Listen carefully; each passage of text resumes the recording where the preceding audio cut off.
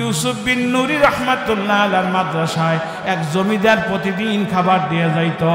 ওই জমিদার অনেক লম্বা ছিল, লম্বা মানুষ যদি বৃদ্ধ হয়ে যায়, বার্ধক্য আসে, পূজা হইলে পিছন থেকে উটের মতন দেখায়। কথা বলেন না কে? পিছন থেকে উটের মতো দেখায়। ওই জমিদার প্রতিদিন খানা নিয়ে আসে, ছাত্ররা খানা খায়। ছাত্রের মধ্যে থেকে একদিন এক ছাত্র একটু ব্যঙ্গ করে বলছে, আমাদের সেই খাদ্যবাহী উট আইছে আমাদের খাবার নিয়া। এই কথাটা জমিদারের কানে গেছে। জমিদার একটু মনক্ষুণ্ণ হয়েছে, মনে আঘাত পাইছে, কষ্ট পাইছে। পরের দিন আর জমিদার খানা দেয় নাই। ওদিকে ছাত্র সারাদিন না খাওয়া। রাত্রিবেলায় বড় হুজুর ডাক কয়, কিরে পাগল, তোদের মুখ মলিন কেন? কয়, হুজুর জমিদার প্রতিদিন খানা দেয়, আজকে খানা দেয় নাই, কেন খানা দিল না? এক ছাত্র বলল, ওই ছাত্রটা তারে খাদ্যবাহী উট বলছে দেখা সে মনে কষ্ট পাইছে, খানা বন্ধ করে দিয়েছে। বড় হুজুর কয়, রাত্রিবেলা এখন যাওয়ার দরকার নাই, সকালবেলা যাইয়া জমিদারের বাড়ি যেয়ে পাও ধরে মাপ চাইয়া আসবা। সে মুরব্বী মানুষ, প্রতিদিন খানা দিয়ে যায়, তুমি তারে একথা কেন বললা? সে মনে হয়তো কষ্ট পাইছে, আঘাত পাইছে, খানা বন্ধ করছে, ঠিকই করছে। সারা রাত না খাওয়া, ঘুম তো আসে না, একাই তো কাজ যায়। ওদিকে জমিদার রাত্রিবেলা খাইয়ে দিয়ে ঘুমাইছে। রাত্রি স্বপ্নের মধ্যে দেখে কিয়ামত কায়েম হয়ে গেছে। আল্লাহু আকবার! স্বপ্নের মধ্যে দেখে কিয়ামত কায়েম হয়ে গেছে। লক্ষ লক্ষ মানুষ, কোটি কোটি মানুষ পলসুরাত পার হইয়া জান্নাতে চলে যায়। পলসুরাত পার হইয়া জান্নাতে চলিয়া যায়। আবার কিছু মানুষ উপরে ওঠে, ঘস ঘস করে কাইটে জাহান্নামে পড়িয়া যায়, আর দেখা যায় না। জমিদার একবার উঠতে চায়, আবার সাহস পায় না, একবার উঠতে চায়, আবার সাহস পায় না। এইভাবে বারবার বারবার চেষ্টা করতেছে, আর দেখে লোক সারি সারি চলে যায়। হঠাৎ করে দেখে ইউসুফ বিন নুরি রহমাতুল্লাহ আলাইহির সামনে তার আসাদাজা একরাম সহ ছাত্র তোলাবা লাইন ধরিয়া আল্লাহ পাকের জিকির করতে করতে, কালাম পড়তে পড়তে পলসুরাত পার হয়ে যায়। জোরে বলেন সুবহানাল্লাহ। এই দৃশ্য দিয়ে ভেল ভেল করে তাকাই রইছে। হঠাৎ করে দেখে ওই ছাত্র, যেই ছাত্র বলছিল আমাদের খাদ্যবাহী উট আমাদের খাবার নিয়ে আইছে, ওই ছাত্র যাবে, ছাত্র বাইরে ধর, খাবার দিয়ে দুই পাশ দিয়ে হাতে আঞ্জা দিয়া ধরছে। এই জমিদার এখানে পড়িয়া থাকবে, আমরা জান্নাতে যাবো, এটা হয় না। এই জমিদার প্রতিদিন আমাদের খাবার দেশে, এই জমিদারকে থুইয়া আমরা জান্নাতে যাব না। জমিদারের হাত ধরিয়া পলসুরাত পার হইয়া গেছে, জান্নাতে চলিয়া যায়। জমিদারের ঘুম ভাঙিয়া গেছে। গভীর রাতে ডাক কয়, বিবি তাড়াতাড়ি ওঠ, বিবি তাড়াতাড়ি খানা পাকা। বিবি বলে, পাগল হয়ে গেলেন নাকি? আপনি এই ভোর রাইতে খানা দিয়ে কি করবেন? বলে, ওটা পরে বলবো, আগে খানা পাকা, আগে খাওয়াবো ছাত্রকে, তারপরে এসে তোর কাছে পরে হাকিকত বলবো। আগে তাড়াতাড়ি খানা পাকায় দাও, খানা নিয়ে মাদ্রাসায় যাব। এই গভীর রাত্রে খানা পাকাইয়া ওই খানা ঘাড়ে করিয়া মাদ্রাসায় সে আওয়াজ। ওদিকে ছাত্ররা না খাইয়া ছটফট ছটফট করতেছে। বড় হুজুর ডাক দেওয়ার সাথে সাথে উঠছে, কে এত রাত্রে? আইসে দেখে জমিদার খানা নিয়ে দাঁড়াই রয়েছে। জমিদার সাহেব, আপনি খানা বন্ধ করছেন, একটা কারণে আমরা আন্তরিকভাবে দুঃখিত। ওই ছেলেরা বলছিলাম আপনার কাছে যায় যেন মাপ চাইয়া আসে, রাত্রিবেলায় যেন যায় না, সকালবেলা যায় মাপ চাইয়া আসতো। আপনি খানা বন্ধ করছেন, তাও তো আমরা কিছু বলি নাই, আবার আপনি খানা নিয়ে আসছেন কেন? বলে, না না, ওরা তো বোঝে নাই, ভুল বুঝা হয়তো বলিয়া ফেলাইছে, কিন্তু আমি দেখছি না হাকিকত ওদের দায়ী ঠিক। ওরা আমার যে খাদ্যবাহী উট বলছিল, এই কথাটাই যেন বলে। আমার আর কোনো দিন যেন জমিদার বলে না, বলে আসল কথাটা বলে। বলে, আমি রাত্রিবেলা খানা খাইয়া ঘুমাইছি, ওই ছাত্রকে খানা খাওয়াই নেই। ওরা তো এতেই অসহায়, কত মা হারা সন্তান, কত বাবা হারা সন্তান, ওদের না খাওয়াইয়া রাত্রে আমি ঘুমাইছি। আমি স্বপ্নে দেখি কিয়ামত কায়েম হয়ে গেছে। হাজার হাজার মানুষ, লক্ষ লক্ষ মানুষ পলসুরাত পার হইয়া জান্নাতে চলিয়া যায়। আমি একবার উঠি পড়ি, একবার সাহস পাই না, আবার উঠতে চাই। এইভাবে করতে করতে আবার দেখি কত মানুষ জাহান্নামে পড়িয়া যাইতেছে। আমি আমার ইবাদত বন্দেগী দিয়া ফুলসিরাত পার হব, সেই সক্ষমতা আমার হয় নাই। শেষ পর্যন্ত দেখি আপনারা দেখি আপনার ছাত্র ছাত্র ওস্তাদরা একসাথে সারিবদ্ধ হইয়া আপনারা ফুলসিরাত পারি হইয়া জান্নাতে চলে যান। যেই ছাত্ররা আমার খাদ্যবাহী উট বলছিল, ওই ছাত্র সহ আরো কয়েকজন আমার হাত ধরছে, বলে এই জমিদার এখানে রাইখে যাব না, এই খাদ্যবাহী উট এখানে রাইখে যাব না, তাড়াতাড়ি ধর, হাত ধর। ওরা আমার হাত ধরিয়া ফুলসিরাত পার করে দিয়েছে, আমি জান্নাতে চলে গেছি। জোরে বলেন সুবহানাল্লাহ। আমার বুঝ হয়ে গেছে, আমি ওদেরকে একটু খানা খাওয়াই, ওদের পিছনে একটু কষ্ট করি, ওদেরকে একটু মেহমানদারি করি, এই মাদ্রাসার এতটুকু খেদমতের বদৌলতে আল্লাহ পাক আমার জান্নাতের ফয়সালা করবে, এইটা আমার বুঝতে বাকি নাই। এই জন্য উইঠে শেষ সাইতে খানা পাকাইয়া খানা নিয়ে আইছি। আমি যতদিন বাইচে থাকবো খানা চলবে। আমার পরিবারের কাছে বলিয়া গেছি, আমার যতদিন পরিবারের সচ্ছল থাকবে ততদিন দিতে থাকবে। আপনারা কোনো দিন আমারে আর জমিদার বলবেন না। এ আল্লাহ পাক রব্বুল আলামিন বান্দারে কোন সিদে মাফ করবে দুনিয়ার কেউ জানে না। কথা বলেন ঠিক কিনা? ইয়া আইয়ুহাল্লাযীনা আমানু, হে ঈমানদারেরা, উযকুরুল্লাহা যিকরান কাসীরা, বেশি বেশি করি আমি আল্লাহ পাকের জিকির করো। জিকির করবে কারা? যারা ঈমানদার তারা। কত করবে? বেশি বেশি। কত বেশি? কোনো সীমা নাই। আল্লাহর হাবিব এক হাদিসের মধ্যে একটা সীমা বাতাইছে, আকসিরু যিকরাল্লাহি হাত্তা ইয়াকুলু মাজনুন। আমার উম্মত, এত বেশি পরিমাণে আল্লাহ পাকের জিকির করো, এমন ভাবে আল্লাহ পাকের জিকির করো যেন দুনিয়াদার ফাসেক ফুজ্জাররা তোমাদের দেখিয়া পাগল বলে। জোরে বলেন সুবহানাল্লাহ। এখন পাগল বলা থাক দূরের কথা, আমরা জিকিরই করি না। কয়েকটা নফল না করলে কি হয়? আমি আপনি সবাই আল্লাহর গোলাম। আল্লাহ আমার মনিব, মনিবের কোনো হুকুম গোলাম ছোট করে দেখতে পারে না। কথা বলেন না কেন? মনিবের কোনো হুকুম গোলাম ছোট করে দেখতে পারে না, কারণ আল্লাহ পাক বলছে, ওয়ামা খালাকতুল জিন্না ওয়াল ইনসা ইল্লা লিয়াবুদুন।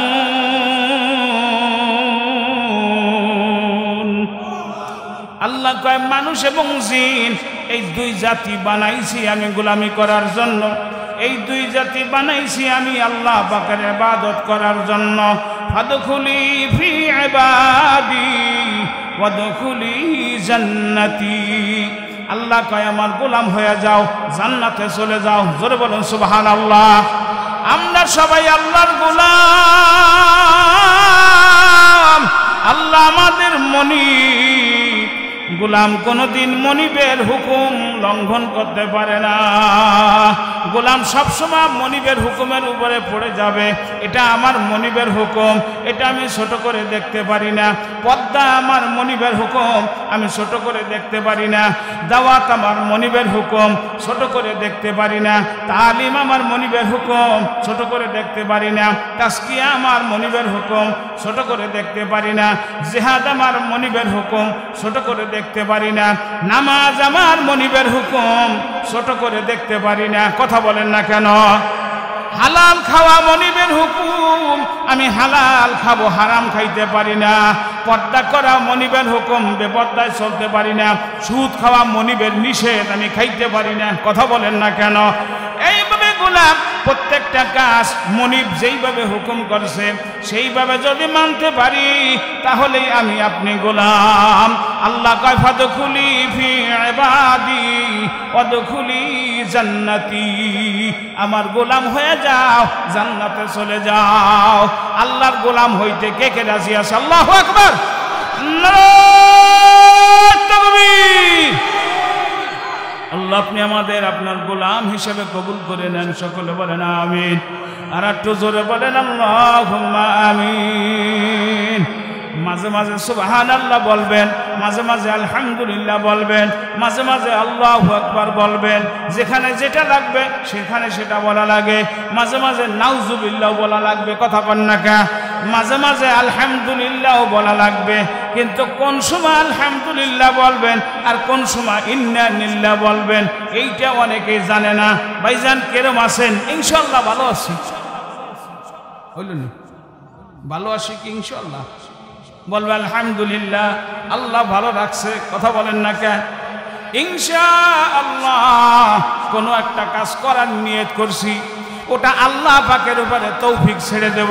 আল্লাহ যদি চাহে তো হবে, না হয় হবে না। একজন গরু কিনতে যায়। কি কিনতে যায়? গরু কিনতে যায়। এক বন্ধুর সাথে দেখা, ভাইজান কোথায় যাইতেছেন? গরু কিনবার যাই।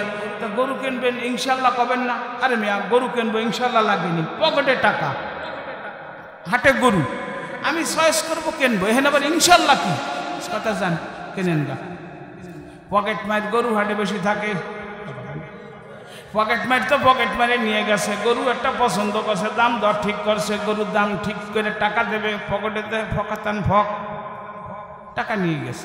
ইনশাআল্লাহ টাকা গেল কোথায়? ইনশাআল্লাহ কোন পকেটে থুইছি? ইনশাআল্লাহ মনে হয় কাম হয়ে গেছে, ইনশাআল্লাহ মনে হয় টাকা চুরি হয়ে গেছে, ইনশাআল্লাহ বাড়ি চলে যাই, ইনশাআল্লাহ গরু কেনা হইল না। কথা বলেন। ওই লোকের সাথে দেখা, কি ভাইজান আপনার গরু কই? ইনশাআল্লাহ ইনশাআল্লাহ গরু কেনা বাড়ি নিয়ে বাড়ি চলে বানি। আহাম্মক তুই ইনশাআল্লাহ এখন কইলি কা? তুই যদি প্রথমে বলতি ইনশাআল্লাহ, আল্লাহ যদি তৌফিক দেয় আমি গরু কিনতে যাই, আল্লাহ পাকের রহমত তোর সাথে থাকতো, টাকা চুরি হইতো না। আমাদের যেদিন ঘর চুরি হয়ে যায়, পরের দিনকে দরজা খুব সুন্দর করে লাগায়, পরের দিনকে চোরা সই বাড়ি। কথা বলে।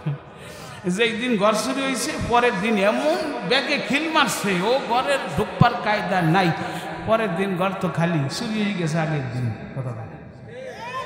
এই জন্য আগের থেকেই সতর্ক হওয়া লাগবে। আল্লাহ পাক আমাদেরকে বলছে, দুনিয়ার ঈমানদার, তোমার ঈমান কিন্তু শয়তান চুরি করে নিয়ে যাবে। কেমনে? আমার এক আত্মীয় আছে পুলিশ অফিসার, গেছি বেড়াইতে, হুজুর ভাই কি খাবা? আমার অনেক বড় দাম করুন যে আমরা তো ভালোই প্রতিদিন খাই। কি আমরা প্রতিদিন ভালো খাই না? আল্লাহ আমাকে যা খাওয়ায় এমপি মন্ত্রীরাও খাইতে পারে না। কি কয়দিন ভালো খাবে, কয়দিন পারে? দেখেন কতজন সুখে আসলে এখন ও আর কব না। কিন্তু আমাকেও আল্লাহ সারা বছর ভালো খাওয়াইতেছে, সারা বছর ভালো খাওয়াইতেছে। আমাকেও চাইয়ে মনে করেন ইমাম সাহেবরাও খারাপ খায় না।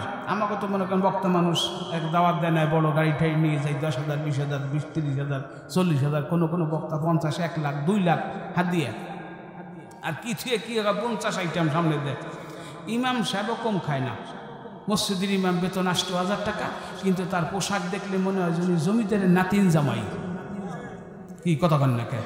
কেন আমার কা হুজুর আপনার এই গড়িয়া, আমাকে ভাই হাদিয়ার গড়িয়া কোন দামের কোনো ই আছে? পাঠাই দিয়েছে হুজুর, এই খুশি হইলে পাঠাইছে, এই মোবাইলটা পাঠাইছে 31,000 টাকা দামে। না কন এই হাদিয়া কিনে আমি করা পারতাম, ব্যবহার করা পারতাম। তা হুজুর দেখতে পারে একটু টিটকারি দেয়, দেওয়া হয়ে যায়। বাপ আসলে বাপ তো আমার কিছু না।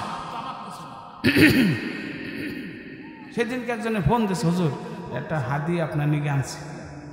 আলহামদুলিল্লাহ, হাদিয়া দেওয়াও সুন্নাত, নেওয়াও সুন্নাত। কি কথা বলেন? ইজ্জত কার হাতে? জোরে বলেন কার হাতে? তার বড় সন্তানটারে হুজুর বানাইতে চায় না। এই জায়গা কথা রাখলাম, একটু সামনে যাই, যেহেতু মনে আসছে বলেও যাইতে পারি। একটা ছেলেরে স্কুলে পড়ায় 1 বছর পেলে, 1 বছর নার্সারি, 1 বছর 1, 3 বছর পড়ায়। কয় বছর? জোরে কন, সবাই একটু জবান খুলে কন।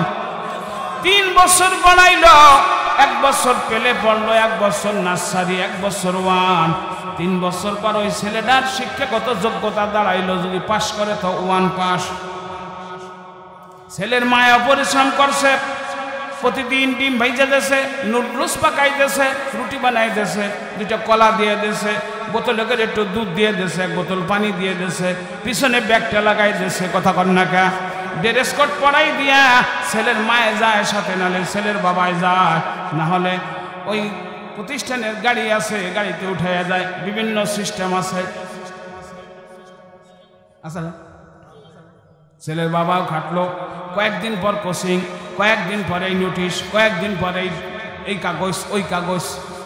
এইটা নোট লাগবে, এত কিছু এটা গাইড লাগবে, সব কিছু দিয়ে মিলাই দিলে দেখা গেল 3 বছরে কয়েক লক্ষ টাকা খরচ হয়ে গেল ছেলের পিছনে। কথা বলেন না কে? ছেলের কোয়ালিফিকেশন কি দাঁড়াইলো? 1 পাস। ধৈর্য নেন, সে যদি আর লেখাপড়া না করে, আস্তে আস্তে বড় হয়ে গেল, সম্ভ্রান্ত এক পরিবারে গেল বিবাহ করার জন্য। মেয়ে পক্ষ জিজ্ঞেস করলো ছেলে কি লেখাপড়া করছে? বলে 3 বছর পড়ছে স্কুলে। 3 বছর পড়ছে তো কি? 1 পাস। খুশি হয়ে যাবে না শুনে? কথা কেন খুশি হবে? কবে যে আপনাকে নিম্নমানের কমন সেন্স বলতে কিছু নাই। আমার মেয়ের পিছনে অনার্স মাস্টার্স কমপ্লিট করে ছেলে ঘুরঘুর করে ঘোরে, আপনি একটা 1 পাস ছেলে নিয়েছেন আমার মেয়ে দেখার জন্য, চা খেয়ে বাড়ি যান। কথা বলেন না কে? এর চেয়ে বেশি সম্মান আপনি আশা করতে পারেন না। এই জায়গায় রেখে দিলাম জেনারেল শিক্ষা, 3 বছর লেখাপড়া করছে, কয়েক লক্ষ টাকা খরচ, ছেলের বাবার পরিশ্রম, ছেলের মায়ের পরিশ্রম, ছেলেরও পরিশ্রম। ব্যাগের ওজন আর ছেলের ওজন প্রায় সম পরিমাণ কাইট হয়ে যায়। ভিতরে এত গছন বই, এত গছন নোট, এত গছন গাইড। কথা কয় না রে? এইবার আসেন আমাদের নুরানি বক্তব্যে। 3 বছর যদি একটা ছেলেরে পড়াইতে পারেন, 50 গ্রাম ওজনের একটা কায়দা, এইটার মধ্যে কি যে কায়দা, এইটা আপনারে কেমনে বোঝায়? প্রথম বছর পড়বে বোর্ড, দ্বিতীয় বছর পড়বে নাজেরা, তৃতীয় বছর পড়বে হেফস। ওই ছেলেটা কারি সাহেব হয়ে যাবে, ওই ছেলেটা হাফেজ সাহেব হয়ে যাবে। কথা বলেন ঠিক কিনা? 40 খান হাদিস তার অর্থ সহ মুখস্থ। নামাজ ভঙ্গের কারণ কয়টা? অজু ভঙ্গের কারণ কয়টা? এ আল্লাহর বান্দা নামাজের বাহিরে এবং ভিতরে 13 ফরজ, নামাজ ভঙ্গের কারণ 19টা, নামাজের ওয়াজিব 14টা। এবার কোনটা হালাল কোনটা হারাম? এবার জুম্মার খুতবা সে পারে, জানাজার খুতবা সে পারে। কথা কন না কে? জুম্মার নামাজ পড়াইতে পারে, তাহাজ্জুদ সে জানাজার নামাজ পড়াইতে পারে, উক্তীয় নামাজ পড়াইতে পারে। একটা ছেলে এই জায়গা যদি জানাজার নামাজ পড়ায়, ও কি বাইতুল মুকাররম জানাজার নামাজ পড়াইতে পারবে না? জোরে বলেন। যেই লোকটা বাইতুল মুকাররমে জুম্মা পড়ায়, ওই লোকটা খানায় কাবায় জুম্মা পড়াইতে পারবে। কথা বলেন ঠিক কিনা? দেখেন তো তার যোগ্যতা কি। যেই ছেলেটা খানায় কাবা ইমামতি করার যোগ্যতা রাখে, পৃথিবীর এমন কোনো ব্যক্তি নাই তার সাথে মেয়ে দেবে না। কথা কন না কে? বরং সাদরে দিয়ে দেবে। ওই ছেলে যদি কানে আঙ্গুল দিয়ে টান দেয়, আউযু বিল্লাহি মিনাশ শাইতানির রাজীম, বিসমিল্লাহির রহমানির রহিম বলবে, আমাকে আর শোনার লাগবে না, বুঝছির ভিতরে মাল আছে। কথা কয় না? এটার মধ্যে যে কি পাওয়ার আছে এটা আর শোনানো লাগবে না, বলা লাগবে না। আলিফ লাম মিম, যালিকাল কিতাব লা রাইবা ফীহি হুদাল লিল মুত্তাকিন।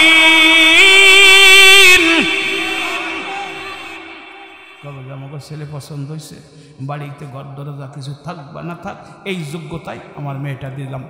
কথা বলেন। এবার 1 পাস ছেলের জন্য বিসিএস চান্স পাবে না,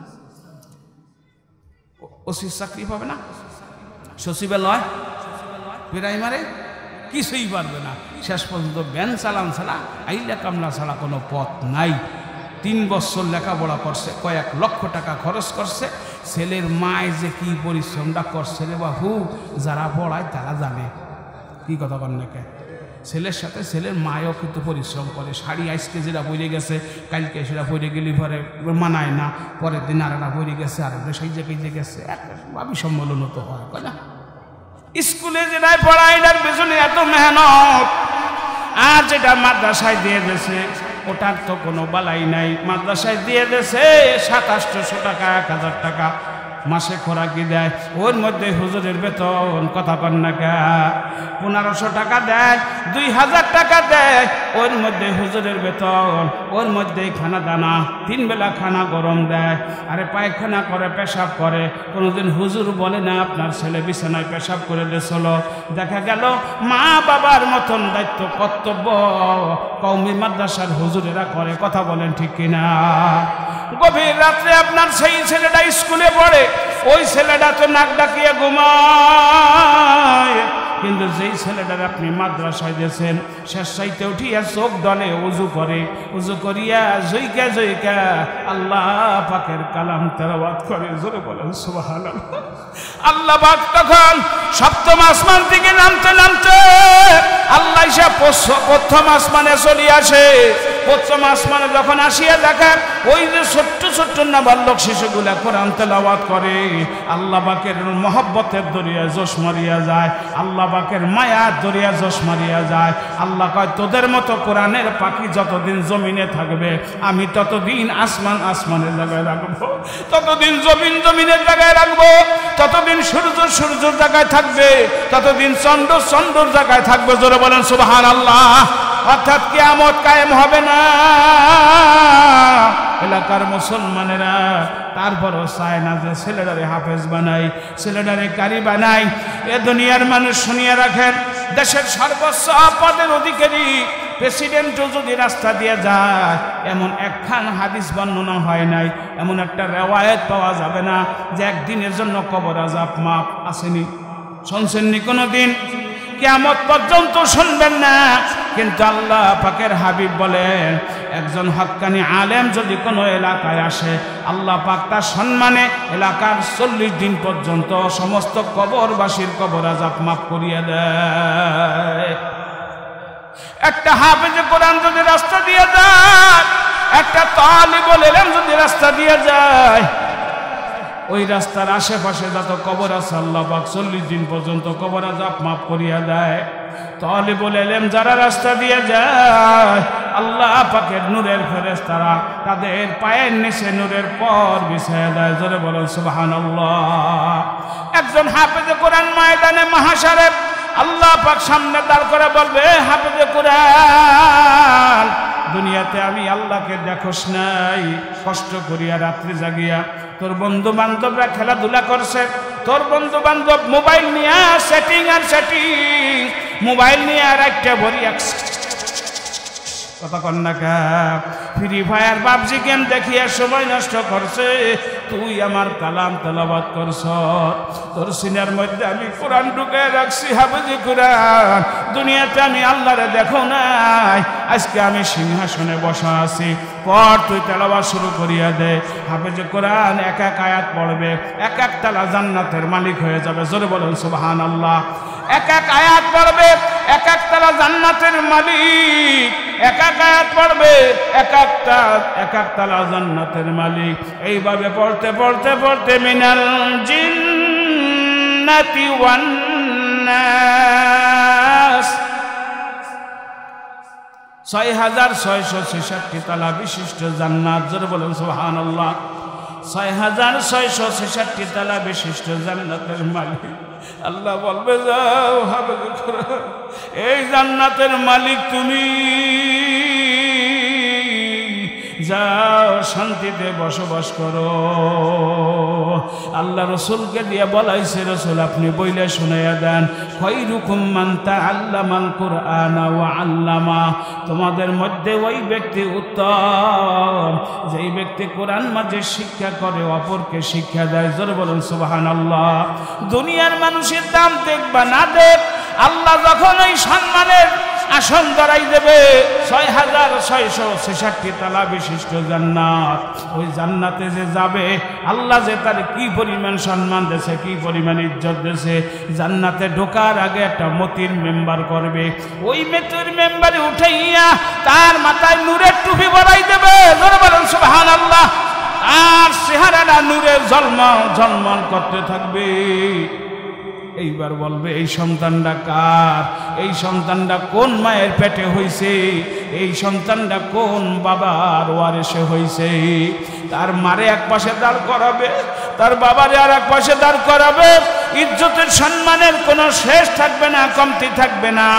তাম দুনিয়ার মানুষ তাকায় তাকায় দেখবে, আফসোস করবে, আরে আমার ছেলেটারে আমি উকিল বানাইলাম, আমার ছেলেকে ব্যারিস্টার বানাইলাম, আমার ছেলেরে মাস্টার বানাইলাম, আমার ছেলের ইঞ্জিনিয়ার বানাইলাম, আমার ছেলে এমপি হইল, আমার ছেলে মন্ত্রী হইল, আমার ছেলে প্রেসিডেন্ট হইল, কিন্তু হাফেজ হইল না।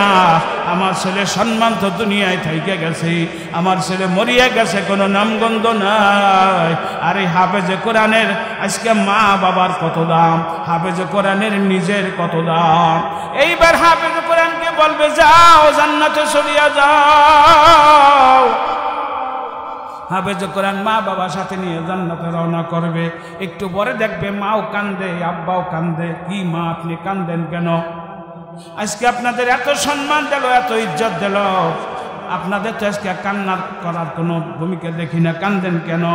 বলে আসার সময় তোর নানা, আসার সময় তোর নানি ডাকে ডাইকে বলছিল, আসার সময় তোর দাদা, আসার সময় তোর দাদি ডাইকে ডাইকে বলছিল। মাঝে মাঝে শুনতাম নাতিনের পরীক্ষার ফি নাই, আমার কদু বেচার টাকা, আমার ডিম বেচার টাকা, ওই জমাইনা টাকা থেকে গোপনে কিছু টাকা নাতিনের হাতে দিতাম। কেন রে পরীক্ষা দিবি না? যাই পরীক্ষার ফি নিয়ে যা। পরীক্ষা দিয়া শুনতাম নাতিনের মাদ্রাসায় মাহফিল, নতুন ড্রেস কোড বানাইতে হবে। আমার দাদা সঙ্গে সঙ্গে টাকা পয়সা জমানো যা ছিল, ওর বাবাই দিত চা নাস্তা খাবার, সেই টাকা জমা করিয়া নাতিনের জন্য পাঞ্জাবি পায়জামা পাগড়ি কিনে দিছে। আজকে নাতিন জান্নাতে যায়, ওই দাদা যে কোনো কারণে পাপে লিপ্ত থাকার কারণে জান্নাতি হইতে পারে নাই। মাবুদের কাছে একটু বইলে দেখো, কোনো কিছু হয়নি। নানি এইভাবে খেদমত করছে, শীতের দিন পিঠা বানাইয়া নাতিনের জন্য কনকনা শীতের মধ্যে পায়ে হাইটা শস্য খাতের মধ্যে দিয়া আইসা নাতিনরে পিঠে খাওয়া যায়। ওই নাতিন যখন জান্নাতে যায়, নানি ডাকদা ডাকদা কয়, শুনলাম ভাই নাতিন জান্নাতে যায়, আমাদের জন্য একটু দোয়া করিও, দেখি মালিক আমাদের জন্য কোনো ব্যবস্থা করে কিনা। এইভাবে নানা নানি দাদা দাদির কান্না শুনিয়া আল্লাহ পাকের কাছে দরখাস্ত পেশ করবে, আল্লাহ আমার নানা নানি, আমার দাদা দাদি, এদের রাইখে আমি জান্নাতে যাইতে পারবো না, হয়তো আমার জান্নাতের টিকিট ফেরত নেন, না হলে এদেরকে ক্ষমা করে জান্নাতের মেহমান বানায় নেন। জোরে বলেন সুবহানাল্লাহ। আল্লাহ পাক বলবে হাফেজে কোরআন, আজকে তোমারে তুমি বেজার করব না, আজকে তোমারে আমি এমন খুশি করব, এমন পুরস্কার দেব, তুমি নিজেও কল্পনা করতে পারবা না। আমি যারা জান্নাতের টিকিট দেই, ওই জান্নাতের টিকিট ফেরত নেই না। যাও তোমার দাদা, তোমার দাদি, তোমার নানা, তোমার নানি, তোমার মা বাবা, এদের নিয়ে জান্নাতে চলে যাও। হাফেজে কোরআন জান্নাতে রওনা করবে। কিছু দূর যাওয়ার পর আবার একজন সামনে দাঁড়া হবে, একে একে দুইজন শ্বশুর এবং শাশুড়ি। জামাই বাবাজি চেনছেন নি আমারে? হ্যাঁ চিনছি। বলে মেয়েটারে মহিলা মাদ্রাসায় পড়াইছিলাম, বড় উচ্চ শিক্ষিত ছেলেরা আসছিল, এলাকার ধনীরা আসছিল, মেয়ের প্রস্তাব নিয়ে আপনি দেই নাই। উচ্চ শিক্ষিতরা, বড় ধনীরা, বড় চাকরিজীবীরা আসছিল, আমার মেয়েকে দেই নাই। তুমি কওমি মাদ্রাসায় পড়ছো, অল্প টাকা ওজিফায় তুমি চাকরি করতা, আমি জানতাম আমার মেয়েকে তুমি সোফায় বসাইতে পারবো না, আমার মেয়ের জন্য ঘরে ড্রেসিং টেবিলের ব্যবস্থা হবে না, বক্স খাট হবে না, আমার মেয়ের জন্য এসি এয়ার কন্ডিশন হবে না। এটা চিন্তা ভাবনা করিয়েই তোমার কাছে মেয়েটা বিবাহ দিছি। একটা চিন্তা ভাবনা আমার ছিল, হয়তো পরকালে উপকার হবে। এই আজকে তুমি জান্নাতে চলিয়া যাও, আমাদের কপাল খারাপ, আমরা জাহান্নামী হয়ে গেছি। একটু মাবুদের কাছে বলিয়া দেখো, কোনো উপকার হয়নি। হাফেজে কোরআন আবার দরখাস্ত পেশ করবে, আরশের মালিক, আমার শ্বশুর শাশুড়ি রাইখে জান্নাতে যাইতে পারি না। আল্লাহ পাক বলবে, যাও হাফেজে কোরআন, তোমার আমি আজকে বেজার করব না, তোমার শ্বশুর শাশুড়ি দিয়া জান্নাতে চলে যাও। সুবহানাল্লাহ। সবাই কবেন না? যদি ওই বাঘে পেয়েছে যান আপনি কি ওরম বাঘে একটা থাকতে পারে না এই জায়গা? আল্লাহ। যাইতেছে যাইতেছে হঠাৎ করিয়া একজন ব্যক্তির সামনে এসে দাঁড়াইছে। কে আপনি? বলে দেখো চেননি, আমারে চিনবা না? এই মহিলারে চেননি? দেখো, হ্যাঁ এই মহিলারে চিনি, ওনার বাড়িতে আমি লজিন থাকতাম, ওনার বাড়িতে আমি লজিন থাকতাম। মহিলা চোখের পানি ছেড়ে কান্দে, বাজান রে আমারও একটা ছেলে আছিল, কিন্তু মানুষের মতো মানুষ বানাইতে পারি নাই বিদায় আমার ছেলেটারে আমি দেই নাই। ঘরে একটা কই মাছ ছিল। তুমিও যদিও পরের ছেলে, তুমি কোরআন পড়ো, আল্লাহর কোরআন পড়ো। ওই ছেলের বাবা বিদেশি থেকে প্রতি মাসে কিছু টাকা বাড়তি পাঠিয়ে দিত। ওটা গরিবের ছেলে আমার বাড়ি লজিন খায়, ওর যেন কষ্ট না হয়। ওর দিয়ে আমাদের দুনিয়ার কোনো উপকার দরকার নাই, ওরে দিয়ে আমাদের পরকালে উপকার হবে। ওই কই মাছটা আমি নিজের ছেলের না দিয়া কই মাছটা তোমারে খাওয়াই ফেলাইছি বাজান। আজকে কপাল দোষে আমরা জাহান্নামী হয়ে গেছি। মাবুদের কাছে একটু বলিয়ে দেখো, উপকার হয়নি। ওই হাফেজ কোরআন বলে, মাবুদ গো, বারবার বলতে আমার লজ্জা করে, আমি আর বারবার বলবো না। আমার একটা দাবি আল্লাহ, শুধু খালি এই দুইজন না, আমরা যেই মাদ্রাসায় পড়েছি, যেই মাদ্রাসায় যত মানুষ খেদমত করছে, যত মানুষ দান সদকা করছি, তত মানুষের দরখাস্ত রাখলাম, তাদের যদি ক্ষমা করিয়া জান্নাতি না করে আমি জান্নাতে যাব না। জোরে বলেন সুবহানাল্লাহ। আপনি বিয়ে দাওয়াত দিয়েছেন, বিয়ে কয় বিয়ে সাহেব দাওয়াত কবুল করলাম, কিন্তু আমার গেদা ম্যাডার থুয়ে আমি যাব না। কি করি? বিয়ের মন রক্ষা করা লাগবে নি? আপনার গেদা মেয়ে যদি গেদা ছেলে ওয়াটা তাকে নিয়ে আসেন, কতক্ষণ লাগে। কারণ বিয়ে খুশি বানাইতে পারলে মনটা বড় ভালো লাগে। আল্লাহ কয়, ও হাফেজে কোরআন, শেষমেশ যেই দোয়াটা করছো ওই দোয়ার অপেক্ষায় আমি ছিলাম। শুধু খালি এই দুইজন না, মাদ্রাসায় যত মানুষ দান সদকা করছে, মাদ্রাসায় যত মানুষ আল্লাহ মাদ্রাসা প্রতিষ্ঠা করছে, মাদ্রাসার সাথে সম্পৃক্ত ছিল, আল্লাহ সবাইরে মাফ না করলে আমি জান্নাতে যাব না। আল্লাহ কয়, যা যা ও হাফেজে কোরআন, তুই যত মানুষের কথা বলবি, যত মানুষ মাদ্রাসায় দান সদকা করছে, আমি সবাইরে ক্ষমা করিয়ে দিলাম, সবাইরে নিয়ে জান্নাতে চলে যা। সুতরাং ভাইরা আমার, বন্ধুরা, জান্দির মুসলমানেরা, আপনাদের জন্য সৌভাগ্য, আপনারা যদি ধৈর্য ধারণ করতে পারেন, এই মাদ্রাসার সাথে যদি সম্পৃক্ত থাকতে পারেন, মাথার গাম পায়ে ফেলানো অর্জিত পয়সা দিয়া মাদ্রাসায় যদি দান সদকার সহযোগিতার হাত বাড়াই দিতে পারেন, ময়দানে মাহশারে আল্লাহ এই ওসিলায় হয়তো অনেকে নাজাত পাইয়া যাবে। কে কোন ওসিলায় নাজাত পাবে আমরা জানি না। ইউসুফ বিন নুরি রহমাতুল্লাহ আলাইহির মাদ্রাসায় এক জমিদার প্রতিদিন খাবার দিয়ে যাইত। ওই জমিদার অনেক লম্বা ছিল, লম্বা মানুষ যদি বৃদ্ধ হয়ে যায়, বার্ধক্য আসে, পূজা হইলে পিছন থেকে উটের মতন দেখায়। কথা বলেন না কে? পিছন থেকে উটের মতো দেখায়। ওই জমিদার প্রতিদিন খানা নিয়ে আসে, ছাত্ররা খানা খায়। ছাত্রের মধ্যে থেকে একদিন এক ছাত্র একটু ব্যঙ্গ করে বলছে, আমাদের সেই খাদ্যবাহী উট আইছে আমাদের খাবার নিয়া। এই কথাটা জমিদারের কানে গেছে। জমিদার একটু মনক্ষুণ্ণ হয়েছে, মনে আঘাত পাইছে, কষ্ট পাইছে। পরের দিন আর জমিদার খানা দেয় নাই। ওদিকে ছাত্র সারাদিন না খাওয়া, রাত্রিবেলায় বড় হুজুর ডাক কয়, কিরে পাগল, তোদের মুখ মলিন কেন? কয়, হুজুর, জমিদার প্রতিদিন খানা দেয়, আজকে খানা দেয় নাই, কেন খানা দিল না? এক ছাত্র বলল, ওই ছাত্রটা তারে খাদ্যবাহী উট বলছে দেখে সে মনে কষ্ট পাইছে, খানা বন্ধ করে দিয়েছে। বড় হুজুর কয়, রাত্রিবেলা এখন যাওয়ার দরকার নাই, সকালবেলা যাইয়া জমিদারের বাড়ি যেয়ে পাও ধরে মাপ চাইয়া আসবা।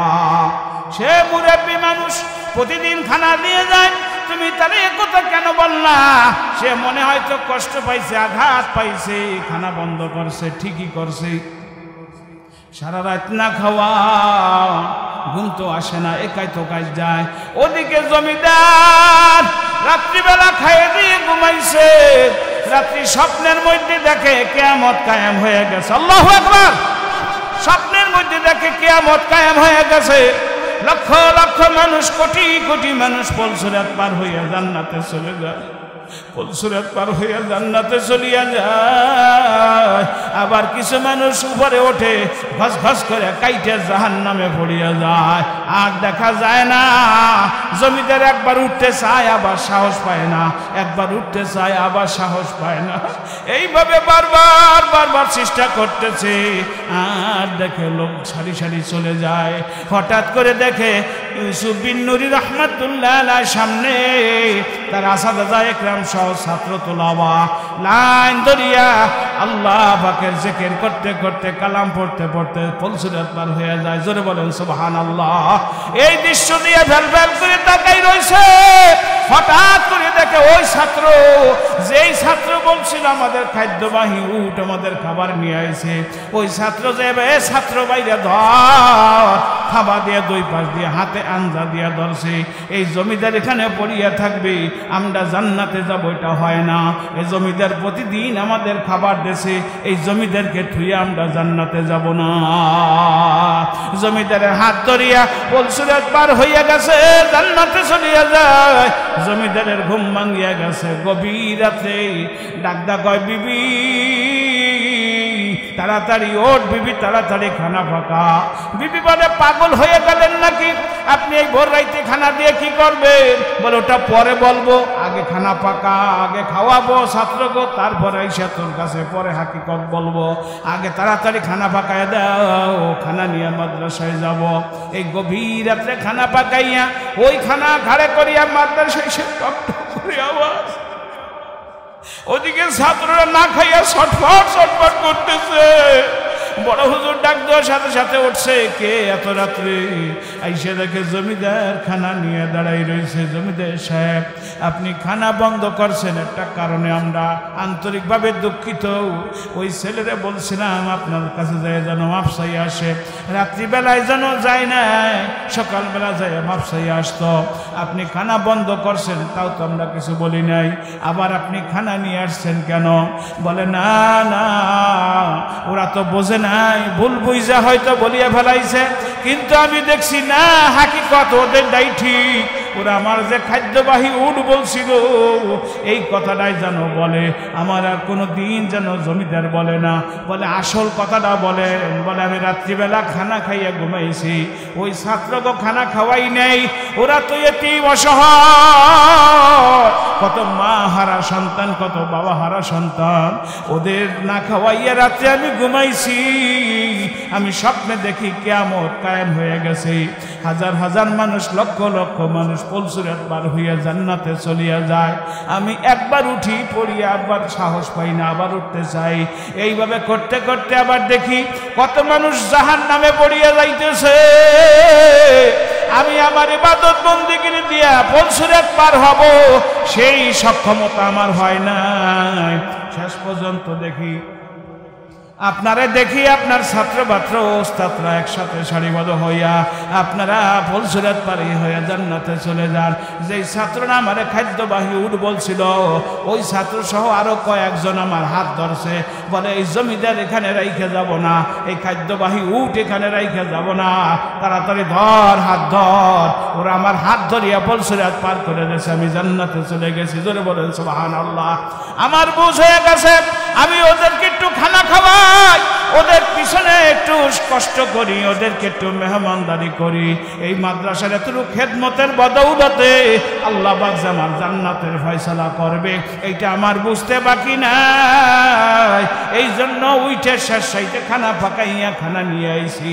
আমি যতদিন বাইচে থাকবো খানা চলবে। আমার পরিবারের কাছে বলিয়া গেছি, আমার যতদিন পরিবারের সচ্ছল থাকবে ততদিন দিতে থাকবে। আপনারা কোনো দিন আমার আর জমিদার বলবেন না। এ আল্লাহ পাক রব্বুল আলামিন বান্দারে কোন সিনে মাফ করবে দুনিয়ার কেউ জানে না। কথা বলেন ঠিক কিনা? কে কোন সিনে মাফ পাবে কেউ জানে না। ও জান্দি মুসলমানেরা, আজকে আপনাদের এলাকার জন্য সুবর্ণ সুযোগ। এই যে মাদ্রাসা, ছাত্ররা কত সুন্দর করিয়া আল্লাহ আবৃত্তি করে আপনাদের শোনাইল।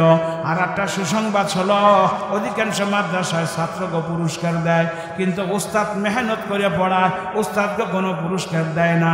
এলাকাবাসী একটা ভালো উদ্যোগ নেছে, উস্তাদদেরও পুরস্কার দিয়েছে, ছাত্রকেও পুরস্কার দিয়েছে। জোরে বলেন আলহামদুলিল্লাহ। এই ধারাবাহিকতা চালু রাখে এর মধ্যে খায়ের এবং বরকত হবে। আমি সবার কাছে বিনয়ের সাথে একটা দাবি করব, কত টাকাই তো কত কাজে চলিয়া যায়। আমি মাদ্রাসার বড় হুজুর আমার একটা কথা বলছে, হুজুর আমাদের একটু জমির দরকার, একজন দুইজনে দিলে তো অত টাকা দিতে পারবে না, অত দেওয়া সম্ভব না। 313 জন বদরি সাহাবা, বদরি যুদ্ধের ইতিহাস কিয়ামত পর্যন্ত আলেমরা বর্ণনা করবে, কথা বলেন ঠিক কিনা? এই বিজয়ী সাহাবা 313 জন, এক একজনের নামে যদি 5000 করে এক একজন সদস্য হয়, এই বদরি সদস্য এই বরকতে এক একজন যদি 5000 করে টাকা দেয়, যতজন হবে 313 জন যদি পইরা যায় আল্লাহর ফজলে আমাদের জমির ব্যবস্থা হয়ে যায়। এই জন্য 10-এর দড়ি 1-এর বোঝা, 10 জনে যেটা পারে একজনে পারে না। একজন হয়তো 50,000 দিতে পারে, একজন হয়তো 1 লাখ টাকা দিতে পারে, কিন্তু বন্ধু 5000 করে যদি দেয় মাথা পেছু সবাই দিতে পারে, গায়ে বাজে না, কথা বলেন ঠিক কিনা? 5000ও যদি আপনি একবারে না পারেন, যে কেউ আছে 5000 একবারে দিতে পারবে, হয়তো নগদ অনেকে নিয়ে এসে দিতে পারবে, কিন্তু এমন লোক আছে মনটা ভরে গেছে আমি বদরি সাহাবার সাথে, তাদের সাথে যদি আমাদের হাসর নাসর হয় আমরা জান্নাতি হয়ে যাব। টাকা তো 5000 বেশি না, আমি একবারে পারবো না, আমি ভাগ ভাগ করে 5 মাসে 5000 দিয়ে দেব, এটাও সম্ভব, কোনো অসুবিধা নাই। কে সর্বপ্রথম নামটা লেখাবেন? 5000 টাকা নগদ হোক বাকি হোক, 5000 সর্বপ্রথম নামটা কার আসবে?